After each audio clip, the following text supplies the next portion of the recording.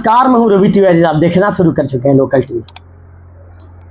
रायगढ़ की घाटी में मौत का जो खेल खेला गया, जयपाल की जो गुमशुदगी हुई और मर्डर मिस्ट्री निकल कर सबके सामने आई।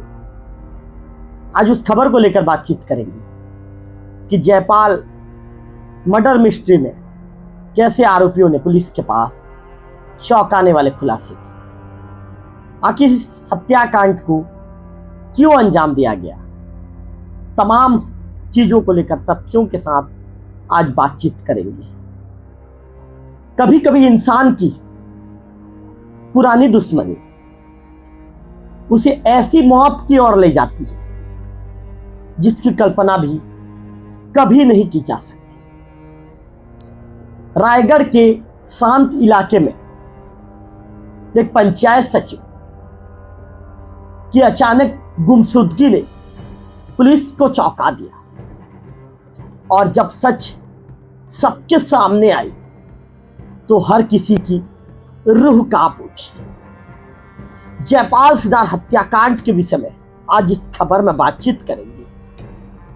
पाकर गांव से सिसरिंगा घाटी तक पुलिस ने तमाम चीजों के जो खुलासे किए, आज इस वीडियो में बातचीत करेंगे।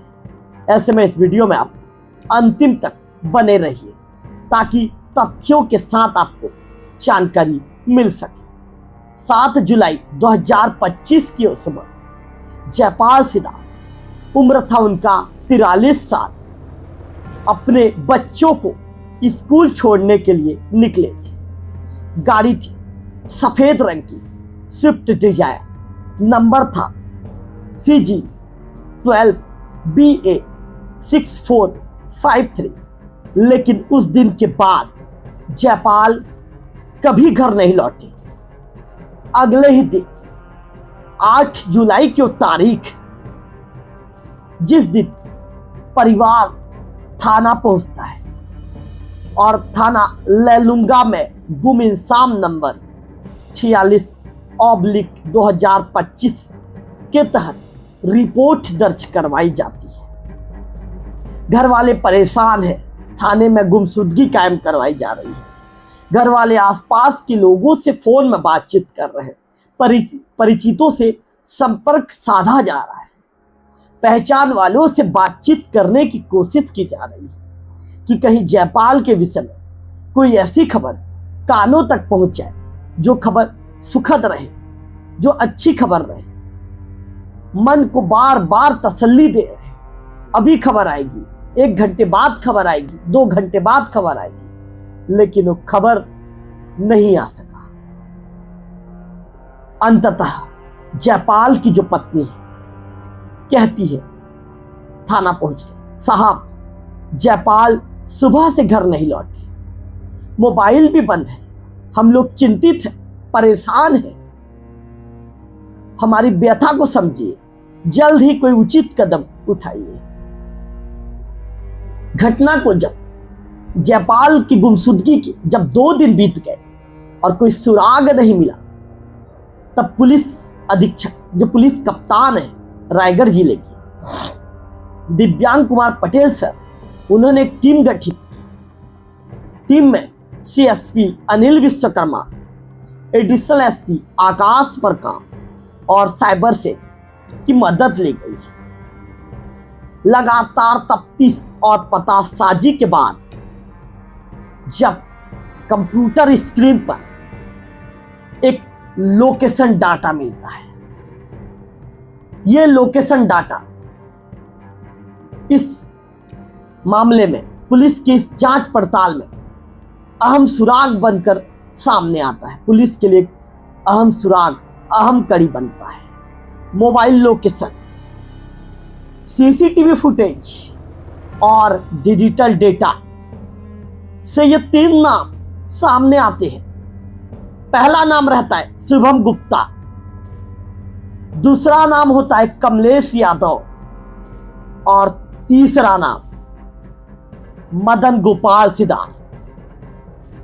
3 नाम सामने आते हैं। पुलिस के तकनीकी साक्ष्य, तकनीकी प्रमाण के आधार पर, तकनीकी साक्ष्यों के आधार पर पुलिस के पास 3 नाम सामने आते हैं। इसके बाद शुरू होता है पूछताछ का सिलसिला। पूछताछ में शुभम गुप्ता वो चीजें बताता है पुलिस के पास जिससे पूरा केस हिल जाता है। जिसने भी शुभम के मुंह से उन सब सारी बातों को सुनी, मानो भी हिल गया।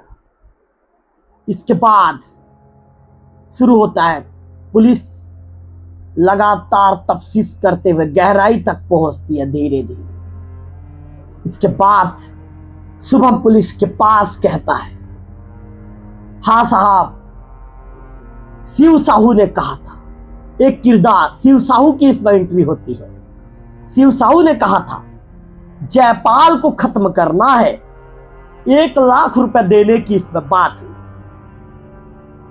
शिव साहू रायगढ़ के फूटा मोड़ा का निवासी, जो पहले से हत्या के मामले में जेल में बंद था।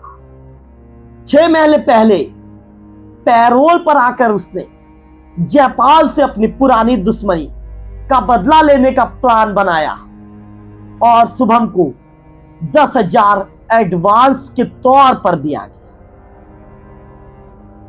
7 जुलाई की उस सुबह शुभम, कमलेश और मदन गोपाल ने जयपाल को कहा, जयपाल कोतबा चलना है, यह कहकर बुलवाया।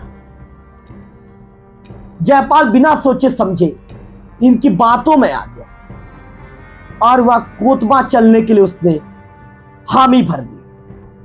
वे जयपाल की कार में निकले और रास्ते में चलती गाड़ी में गमछे से उसका गला घोंट दिया। इसके बाद शव को छिपाकर आरोपी घूमते रहे और फिर सिसरिंगा घाटी के जंगल में उसे फेंक दिया। मोबाइल को मैनपाट जंगल में, देखिए अलग अलग लोकेशन, सिसरिंगा घाटी में शव को फेंका, मैनपाट के जंगल में मोबाइल को फेंका और गाड़ी को पूंजी पथरा के पास खड़ी कर दी। नंबर प्लेट हटा दिया गया। इन्होंने ये सब इसीलिए किया ताकि ये कानून की नजर में धूल झोंक दे और जयपाल के हत्याकांड को अंजाम देने के बाद ये बच निकले। इतना ही नहीं, हत्या में प्रयुक्त गमछा को भी उन्होंने जला दिया। इसके बाद 24 जुलाई की वो तारीख आती है। 24 जुलाई को सिसरिंगा के जंगल से सड़ा गला एक शव बरामद होता है। पोस्टमार्टम और डीएनए की जांच की जाती है और दोनों जांच में पुष्टि होती है कि वो शव जयपाल का ही है। अब केस को हत्या में बदलकर आईपीसी की धारा 103 ब्रैकेट में 238 61 ब्रैकेट में 2 35 बीएनएस के तहत केस दर्ज किया जाता है। तीनों आरोपी शुभम गुप्ता, कमलेश यादव, मदन गोपाल सिदार, मुख्य साजिशकर्ता शिव साहू जो पहले से बंद है, जेल में बंद है, इन्हें गिरफ्तार किया जाता है। जयपाल सिदार की मौत कोई हादसा नहीं बल्कि एक साजिश थी जिसकी तैयारी महीनों पहले जेल में बैठा अपराधी कर रहा था।